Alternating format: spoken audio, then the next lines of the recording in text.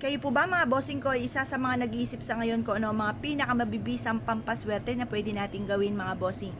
Eto pa mga bossing ko ay ang tanglad mga bossing. Super swerte kung kayo po ay meron pong halamang tanglad sa loob ng inyo pong bakuran mga bossing.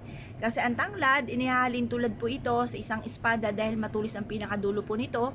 At yan po inihalin tulad sa espada na nagbibigay proteksyon para hindi malasin katuparan sa mga pangarap sa buhay. Ang aroma ng ating tanglad ay nanghihikayat ng kaswertehan mga bossing.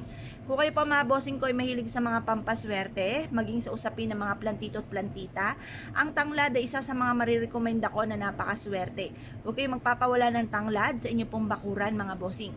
Or kaya ay bumili ka rin sa palengke mga bossing ko na kagaya nito, na pwede nyo isabit sa may bintana po ninyo, para habang kayo po ay nagpapahinga, natutulog, or kaya po ay lagi po kayong umaalis ng inyong tahanan ay meron kayong proteksyon. Kapag meron kayong ganito, hindi po kayo talabi ng mga masasamang espiritu or kaya po mga kamalasan. Kumbaga, kung may mga dumarating sa inyong pagsubok, mabilis nyo rin itong masusolusyonan once na meron po kayong tanglad mga bossing. Proven po ito na maswerte basta't may 100% kang paniniwala sa mga gantong mga pamamaraan. Ang gagawin nyo lamang mga bossing ko, talian nyo po ito ng kulay pula. Kasi ang pula ay nagtataboy ng malas or kaya po mga bossing pwede nyo rin siyang talian ng kulay gold. Ang gold ay for abundance. Pwede rin talian nyo po siya ng kulay green. Green is for money at green for kalusugan mga bossing. Ngayon po mga bossing, magwi-wish ka muna sa may silangan. Sa umaga nyo po ito gagawin mga bossing ko na 6:30 or kaya po ay alas 7. Matatapos sa ating mga pampaswerte hanggang alas 8 lamang po mga bossing. At ito po yung magwi-wish ka ng mula sa inyong puso, sa inyo pong puso. Sabihin niyo po sa pamamagitan nito ay magtutuloy-tuloy ang pasok ng swerte sa inyo at kailanman na hindi na kayo mamumblema sa pera. Lahat ng mga pangarap po ninyo smooth niyo pong makakamtan.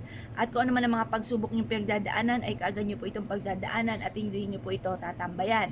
Mas mainam din po, halimbawa kayo po ay magpapausok, gagamitin niyo po ay uling, pagkatapos mais mainam na gupitan niyo po ito ng palaspas, pagkatapos gupitan niyo rin po ng tanglad, dahon ng laurel, ganun din po ang mga balat ng bawang po natin at sibuyas. Pagtapos mula sa may pinto ng main door, magpausok po kayo. Parang ang swerte ay tuloy-tuloy. Minsan po ba na nakakaranas kayo ng parang pinatikim ka lang ng swerte, hindi nagtatagal ang swerte. At sunod ay kamalasan po kagad. Kaya mainam, meron kayong mga ganitong mga pamamaraan. Pagtapos mag-wish ka. Ang mga wishes po natin, huwag niyong gagamitan ng sana. Direct to the point ang pag-wish. Halimbawa, magkaroon ako ng malaking halagang pera, magkaroon ako ng negosyo na dito na ako yayaman, gumaling kami sa aming mga karamdaman, matigil na yung mga pag-aaway sa loob ng aming tahanan, i-adya ako kung saan lagi ako ay suswertihin, ganun din ang aking buong pamilya, malayo kami sa anumang kapahamakan.